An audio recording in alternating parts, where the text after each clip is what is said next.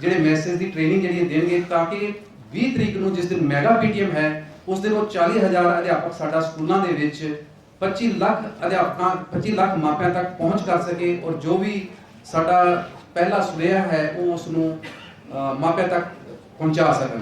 ਤਾਂ ਇਹ ਇਸ ਟ੍ਰੇਨਿੰਗ ਦਾ ਕੈਸਕੇਡ ਹੈ ਔਰ ਹੁਣ ਮੈਂ ਜ਼ਿਆਦਾ ਸਮਾਂ ਤੁਹਾਡੇ ਔਰ ਮਨੀਸ਼ ਜੀ ਦੇ ਵਿਚਕਾਰ ਨਾ ਲੈਂਦਾ ਹੋਇਆ ਮੈਂ ਬੇਨਤੀ ਕਰਾਂਗਾ ਉਹਨਾਂ ਨੂੰ ਕਿ ਉਹ ਮੰਚ ਤੇ ਆਉਣ ਔਰ ਆਪਣੇ ਵਿਜ਼ਨ ਨੂੰ ਸਾਡੇ ਨਾਲ ਸਾਂਝਾ ਕਰਨ ਔਰ ਸਾਨੂੰ ਆਸ਼ੀਰਵਾਦ ਦੇਣ, ਸਾਨੂੰ ਗਾਈਡਲਾਈਨਸ ਦੇਣ ਕਿ ਅਸੀਂ ਇਸ ਨੂੰ ਹੋਰ ਬਿਹਤਰ ਕਿਸ ਤਰ੍ਹਾਂ ਕਰ ਸਕਦੇ ਹਾਂ। Thank you.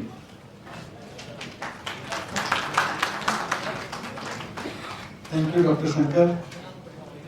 यहाँ पर इस सभा में उपस्थित सभी टीचर्स, मास्टर ट्रेनर्स, सभी एक्सपर्ट्स, एजुकेशन डिपार्टमेंट के ऑफिसर्स, सेक्रेटरी मैडम अनिता जी, अनुराग कुंडू जी, चाइल्ड राइट प्रोटेक्शन कमीशन की वाइस चेयरपर्सन मैडम रुचि जी और सभी साथी, सबको गुलशन जी, सबको नमस्कार, सत श्री अकाल। ठीक है सब? इतनी हल्की सी विस्परिंग में नमस्कार का जवाब दे रहे हो। इतनी हल्की विस्परिंग में घर जाके बच्चों को नमस्कार का जवाब दोगे तो बोलेंगे टेंशन में आए पिताजी। तो ऐसी टेंशन में ना रहो। शंकर जी ने कहा कि मैं आज का मुख्य वक्ता हूं, कहने को कह सकते हैं, लेकिन आज के पूरे सेशन के दौरान, डिफरेंट सेशंस के दौरान यहाँ से किसी को भी मुख्य वक्ता कहते हैं ये लोग, मुख्य वक्ता तो वो रहेगा जो आपके लिए कोई मुख्य बात कह जाएगा। तो आप पूरे दिन की ट्रेनिंग को ध्यान से सुनते रहिए, उसमें पार्टिसिपेट करते रहिए, कहीं ना कहीं किसी न किसी मोड़ पे एक मुख्य बात आप लेके जाएंगे। आज आप मास्टर ट्रेनर्स हैं तो आपके हिस्से जो काम सिस्टम ने लगाया है, मुझे लगता है वो ये है कि यहाँ लगभग 180-186 लोग हैं शायद, और सभी 186 मास्टर ट्रेनर्स मिलकर लगभग 4,500 ट्रेनर्स को ट्रेन करने वाले हैं। और वो 4,500 ट्रेनर्स इफेक्टिवली लगभग 45,000 टीचर्स को पेरेंटिंग के लिए इस ट्रेनिंग का कंटेंट देंगे। तो आप 186 लोगों से लगभग 45,000 लोगों तक ये बात पहुंचनी है, और अल्टीमेटली फिर लगभग कितने पेरेंट्स तक? 20-25 लाख पेरेंट्स तक ये बात पहुंचनी है। एक बहुत बड़ा मास कम्युनिकेशन का प्रोग्राम है ये। और यहाँ से आप आज निश्चित रूप से बहुत सारे सेशंस होंगे, उनमें उन लोगों की भी बात होगी जो इसके एंड पे बैठे हुए हैं, इस पूरे प्रोसेस के एंड पे बैठे हुए हैं, यानी बच्चे। उनकी भी बात होगी जो इस पूरी वर्कशॉप के एंड पे बैठे हुए हैं, पेरेंट्स। उनकी भी बात होगी जिनको आपके ट्रेन किए हुए लोग ट्रेन करेंगे, उनकी भी बात होगी। उनकी भी बात होगी जिनको आप ट्रेन करेंगे। पर मैं आपसे रिक्वेस्ट करूंगा कि 10-15 मिनट मेरे साथ बातचीत में आप अपनी बात कर दीजिएगा। मेरी कोई भी बात आपके लिए अगर अपनी जिंदगी में काम नहीं आने वाली, तो यकीन मानिए कि किसी और को देने के लिए भी काम नहीं आने वाली। आई एम श्योर यहाँ जिस उम्र के, कम से कम मेरा गैस वर्क अगर सही होगा तो जितने लोग बैठे हैं लगभग सभी उस स्थिति में हैं कि 1 या 2 बच्चों के पेरेंट्स होंगे या होने वाले होंगे। तो इसको अपने ही जिंदगी से जोड़ के देख लें, बाकी कुछ समझ में आए तो आगे ले जाएगा। मुझे जब अनुराग जी ने कहा, रुचि जी ने कहा कि हम लोग चाइल्ड राइट प्रोटेक्शन कमीशन की तरफ से पेरेंट्स की वर्कशॉप करना चाहते हैं, पेरेंट्स ट्रेनिंग की, तो मैंने रुचि जी को कहा था कि आपका जो चाइल्ड राइट प्रोटेक्शन कमीशन है, एक्चुअली सबसे सही इस बात की ट्रेनिंग कराने का कमीशन यही है। क्यों मैं ऐसा सोचता था रुचि जी, उस दिन मैं उस पर आज एक्सप्लेन करना चाहता हूं आपको। देखिए, मुझे लगता है कि पेरेंटिंग इस नेचर में सबसे बड़ा जॉय है। पेरेंट होना इस पूरे अस्तित्व में, पूरे कॉस्मोस में, पूरे नेचर के इवोल्यूशन में सबसे बड़ा रीजन ऑफ जॉय है। उससे बड़ा जॉय हो नहीं सकता, पेरेंट होने से बड़ा जॉय शायद अस्तित्व में मेरे हिसाब से नहीं है। ये मैंने नेचर की बात कही। लेकिन अगर मैं आज की दुनिया की बात कहूं तो पेरेंट होने से ज्यादा टेंशन भरा काम कोई नहीं है। सही बात है, सहमत है इस बात से? नेचर के हिसाब से देखेंगे तो पेरेंट होने से बड़ा जॉय कुछ नहीं है, और आज की दुनिया के हिसाब से देखेंगे तो पेरेंट होने से ज्यादा बड़ी टेंशन कुछ नहीं। मानव जाति के इतिहास में शायद पेरेंटिंग के सामने इतना बड़ा टेंशन भरा दौर कभी नहीं आया होगा। आप जिस पेरेंट से मिल लो, हर पेरेंट आपको कहता हुआ मिलेगा ये आजकल के बच्चे ना, और फिर उनकी रील की बात करेंगे, फिर उनके वीडियोस दिखाएंगे, फिर आपस में लोग शेयर करते हैं, देखा आजकल के बच्चे, देखो आजकल के बच्चे, जितना ये बच्चा रो रहा है उतने के तो आजकल रील चल रही होती है, ये देखिए आजकल के बच्चे। और सारे के सारे लोग जो सो कॉल्ड अपने आप को बड़े लोग मानते हैं, वो सब इस दुख से कहते हैं कि देखो यार आजकल के बच्चे। पर मुझे लग रहा है कि इसीलिए मैंने कहा कि आप जिन लोगों को ट्रेन करेंगे अभी उनकी बात छोड़ दीजिए, वो क्या सोच रहे होंगे, और वो उनको जो ट्रेन करेंगे वो क्या सोच रहे होंगे, अपनी बात सोच लीजिए और मेरी बातचीत को अपने तक ही रखिए, अपने ऊपर, हमारे ऊपर रखिए। मैं अपने ऊपर की बात कर रहा हूं। मुझे लगता है कि ये नहीं कहना चाहिए कि आजकल के बच्चे, हमें कहना चाहिए कि देखिए आजकल के पेरेंट। इस पूरे डिस्कोर्स को बदलना पड़ेगा। अभी हमारा पूरा समाज का डिस्कोर्स बच्चों की तरफ उंगली उठाए हुए है। ये आजकल के बच्चे, ये उनकी रील दिखाएंगे, ये आजकल के बच्चे, गाना गाएंगे तो आजकल के बच्चे, जवाब देंगे तो आजकल के बच्चे, कुछ खराब काम करेंगे तो आजकल के बच्चे। कोई नहीं कहता है बच्चों को देख के देखो ये आजकल के पेरेंट। मुझे लगता है उंगली उठाने की डायरेक्शन बदलनी पड़ेगी। इसलिए मैंने रुचि जी से कहा था कि चाइल्ड राइट प्रोटेक्शन का कमीशन का, इनका कमीशन का नाम है चाइल्ड राइट प्रोटेक्शन कमीशन, उसकी वाइस चेयरमैन पर्सन है madam. Child right protection commission को अगर बच्चों को सबसे ज्यादा किसी चीज से प्रोटेक्ट करना है तो वो है पेरेंटिंग। पेरेंटिंग से प्रोटेक्ट करना है। कौन सी वाली पेरेंटिंग से? और क्यों मैं कह रहा हूं कि आज कहने की जरूरत है कि ये आजकल के पेरेंट, क्योंकि आज का पेरेंट इस धरती का सबसे कंफ्यूज पेरेंट है मानव जाति के इतिहास में। बहुत सारे कारण हैं उसके कंफ्यूज होने के, कई सारी चीजें हैं। सबसे पहला कारण तो यह है कि वो पेरेंट को लगता है कि अपने बच्चे को सारी दुनिया की सारी सुविधाएं उठा के नहीं दी तो वो एक असफल पेरेंट हो जाएगा। मार्केट में कोई गैजेट आया, मार्केट में बच्चों के लेवल का कोई टॉय आया, कोई फैसिलिटी आई, कोई टेक्नोलॉजी आई, वो अगर बच्चों को मैंने अपनी नहीं दी तो मैं एक अच्छा पेरेंट नहीं होगा, मैं एक सफल पेरेंट नहीं हूँ। ये सबसे बड़ा पेरेंटिंग कंफ्यूजन है जिससे आज के बच्चों को प्रोटेक्ट करने की जरूरत है मैडम। इसको जरूर प्रोटेक्ट करिए आप। तो सारी सुविधाएं देना सबसे शानदार पेरेंटिंग मानने वाला पेरेंट आज समाज में खड़ा हुआ है।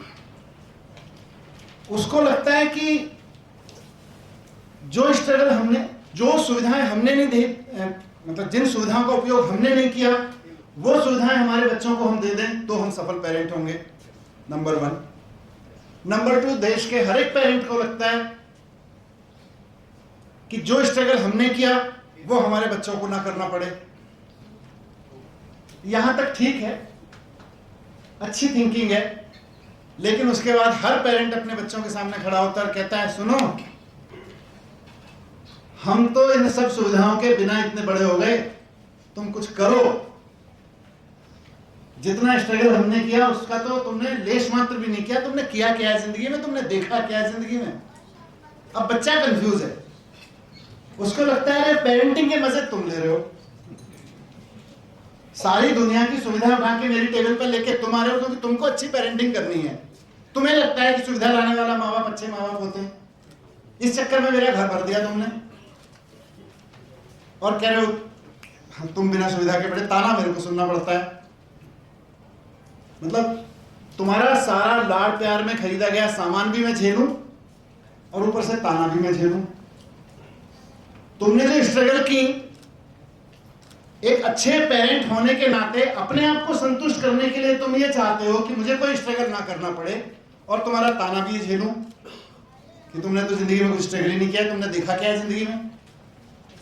ये बहुत बड़ा कंफ्यूजन है। दूसरे पेरेंट्स के साथ उतना इस धरती पे मानव जाति के इतिहास में शायद कभी नहीं हुआ होगा। हर एक पेरेंट को लगता है कि मैंने जो सपने बचपन में छोड़ दिए थे, या मेरे से जो कुछ नहीं हो पाया, वो मेरा बच्चा जरूर कर ले। मैंने गाना गाना नहीं सीखा, मेरा बच्चा गाना सीख ले। मेरे को डांस करना नहीं आता, मेरा बच्चा डांस सीख ले। मेरे को लिखना नहीं आता, मेरा बच्चा लिखना सीख ले। मेरे को गिटार बजानी नहीं आती, मेरा बच्चा गिटार जरूर सीख ले। मेरे को स्विमिंग नहीं आती, मेरा बच्चा स्विमिंग जरूर सीख ले। मेरे को पेंटिंग करनी नहीं आती, मेरा बच्चा पेंटिंग जरूर सीख ले। मेरे को क्रिएटिव राइटिंग नहीं आती, मेरा बच्चा क्रिएटिव राइटिंग जरूर सीख ले। मेरे को क्रिकेट खेलना नहीं आता, मेरा बच्चा क्रिकेट खेलना जरूर सीख ले। मेरे को अच्छी डिबेट्स में कभी कंपटीशन नहीं मिले, मेरा बच्चा अच्छी डिबेट में कंपटीशन लेके आए, और उसके ऊपर मार्क्स 100% आने चाहिए। कंफ्यूज है कि नहीं पेरेंट? मैं दूसरों की बात नहीं कर रहा, अपनी बात कर रहा हूं। तो ये बहुत बड़ा कंफ्यूजन है। तो पहली कमी कंफ्यूजन में, कंपटीशन में, अपने सारे सपने जितने मेरे से पूरे नहीं हुए, मेरे बच्चों को कर देने चाहिए। दूसरा, यही नहीं रुकते हैं पेरेंट्स अभी, क्योंकि मैं बात करता हूं, मैं दिल्ली का शिक्षा मंत्री रहते हुए बहुत बच्चों से बात की, पंजाब में भी मैं बहुत पेरेंट्स से बच्चों से बात करता हूं। बच्चों की पीड़ा को समझिए, पेरेंट्स की दुविधा को समझिए। एक दुविधा है कि मेरे सारे सपने बच्चा पूरा करे। दूसरी दुविधा, दूसरा कष्ट कि दूसरों के बच्चे जो जो हासिल कर रहे हैं, वो सारा काम मेरे बच्चे को जरूर आना चाहिए। उनका बच्चा अगर स्विमिंग में निकल गया तो मेरे बच्चे को भी स्विमिंग आनी चाहिए। उनका बच्चा डिबेट कंपटीशन में निकल गया तो मेरे बच्चे को भी डिबेट कंपटीशन में जाना चाहिए। तो मेरे सारे सपने पूरा करेगा, दूसरों के बच्चे जो कर रहे हैं वो सारा मेरा बच्चा करेगा, ताकि मेरी नाक कहीं नीचे ना हो जाए। पर नाक नीचे ना हो जाए इससे काम नहीं चलता। दूसरे के बच्चे जो नहीं कर रहे हैं उससे कुछ एक्स्ट्रा मेरे बच्चों को करना चाहिए। उनका बच्चा 2 एक्स्ट्रा क्लास लेता है, मेरे बच्चे को 3 लेनी चाहिए, मेरी नाक तभी ऊंची हो। ये आज के पेरेंट की सबसे बड़ी दुविधा है। ऐसी पेरेंटिंग से चाइल्ड राइट प्रोटेक्शन चाहिए, और ऐसी प्रोटेक्शन के लिए आप सबकी ट्रेनिंग चाहिए। ये सब ट्रेनिंग देने के लिए भेज रहा हूं। मैं चाहता हूं कि ये ट्रेनिंग में शामिल हूं। तीसरी चीज आती है फिर, पुरानी बीमारी है हमारे समाज में, वो हमने भी झेली है, हम भी डिलीवर कर रहे हैं, जैसा हमें मिला था वैसा डिलीवर कर रहे हैं, प्रोप्राइटरशिप। हमें लगता है कि हमारे बच्चे हमारी प्रॉपर्टी हैं, वो इंसान नहीं है। इसीलिए हर एक पेरेंट घर में बॉस बना बैठा रहता है।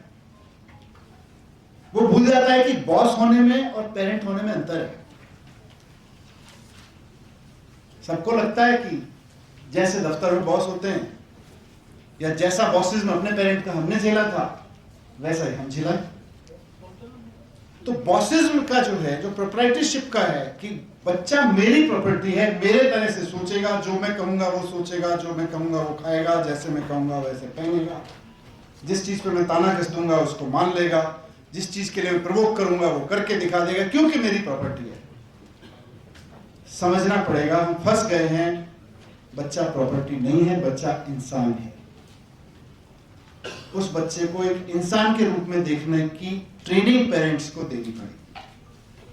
हमें भी चाहिए जो यहां बैठे हैं, उनको भी चाहिए जो यहां नहीं बैठे हैं, जो हमारे द्वारा इस चेन में आगे शामिल होंगे।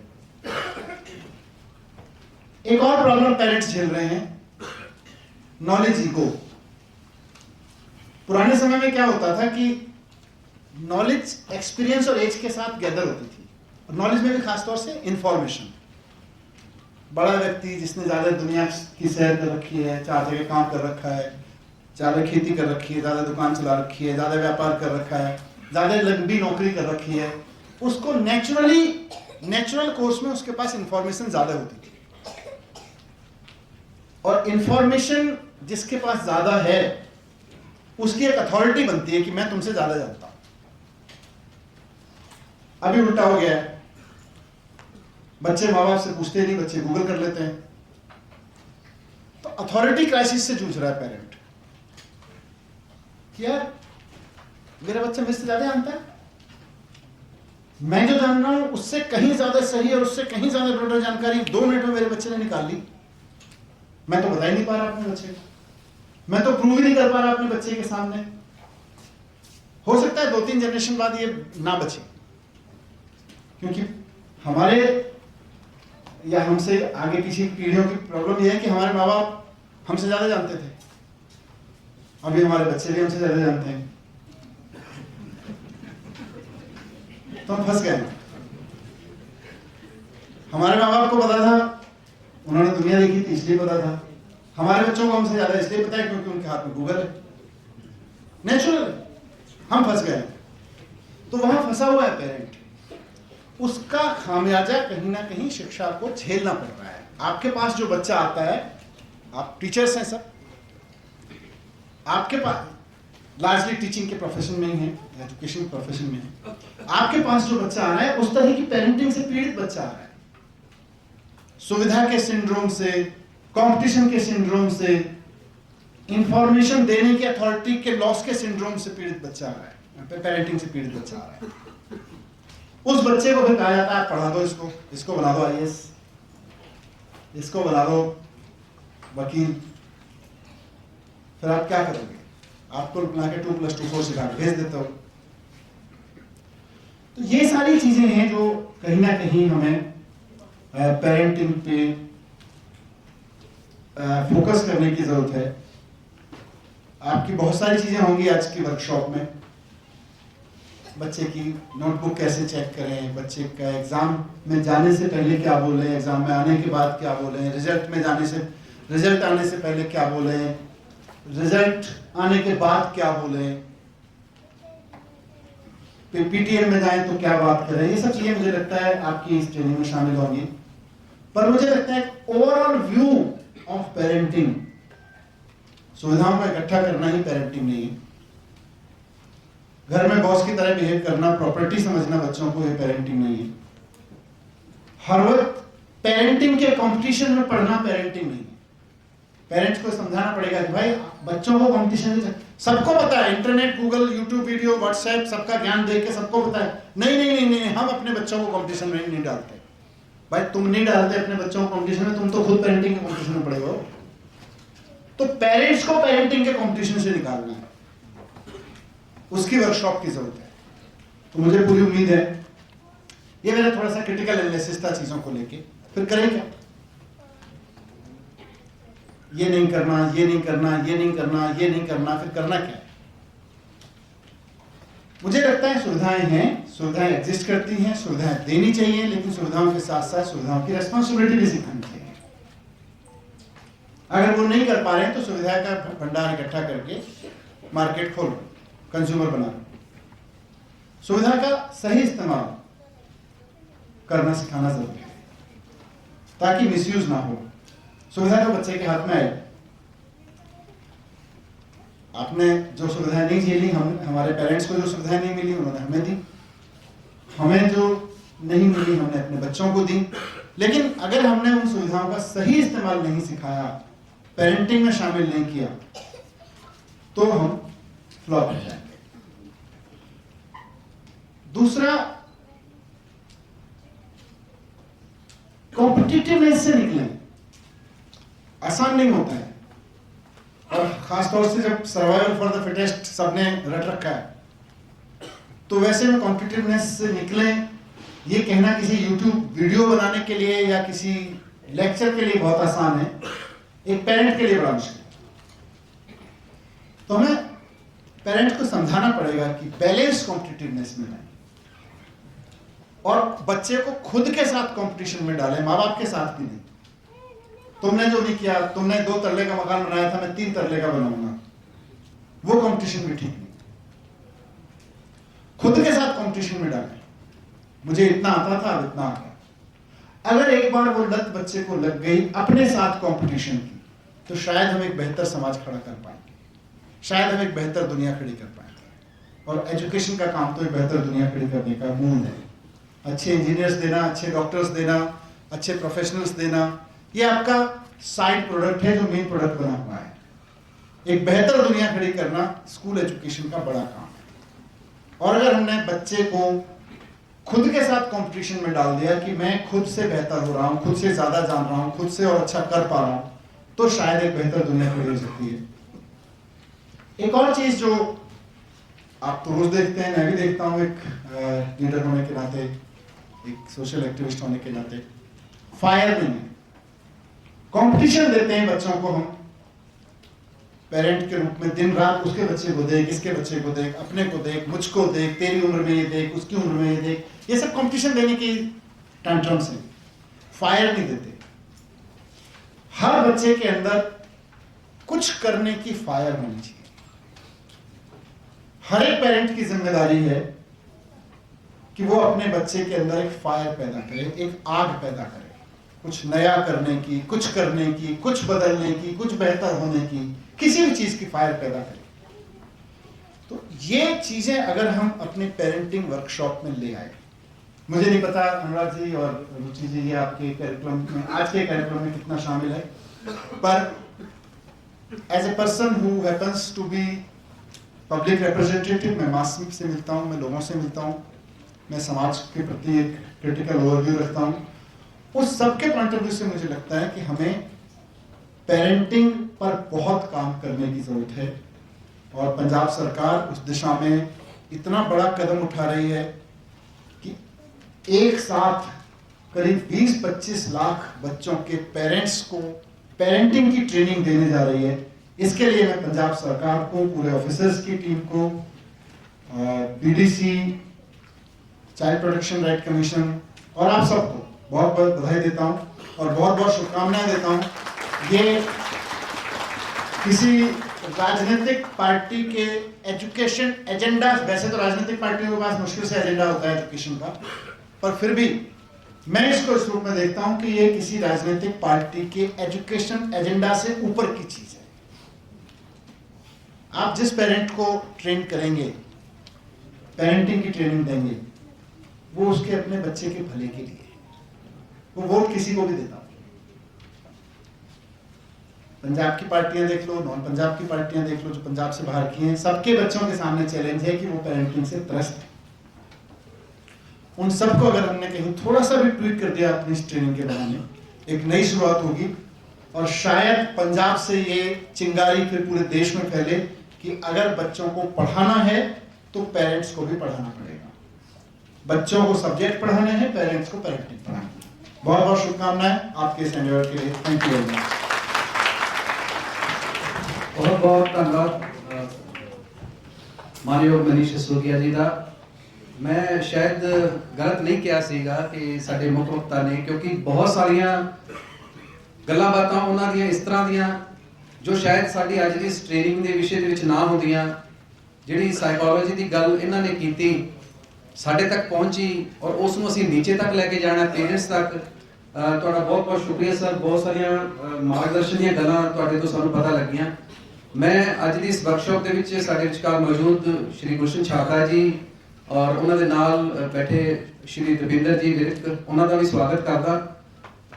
ਸਰ ਅੱਜ ਦੀ ਇਸ ਟ੍ਰੇਨਿੰਗ ਸੈਸ਼ਨ ਦੇ ਵਿੱਚ ਇਸ ਤੋਂ ਪਹਿਲਾਂ ਅਸੀਂ ਕੰਟੈਕਸਟ ਸੈਟ ਦੇ ਬਾਰੇ ਸਾਰੇ ਜਿਹੜੇ ਸਾਡੇ ਅਕੈਡਮਿਕ ਸਪੋਰਟ ਗਰੁੱਪ ਦੇ ਸਾਥੀ ਆਏ ਹੋਏ ਆ ਉਹਨਾਂ ਨੂੰ ਚੰਗੀ ਤਰ੍ਹਾਂ ਭਲੀ ਭਾਂਤ ਜਾਣੂ ਕਰਵਾ ਦਿੱਤਾ ਹੈ।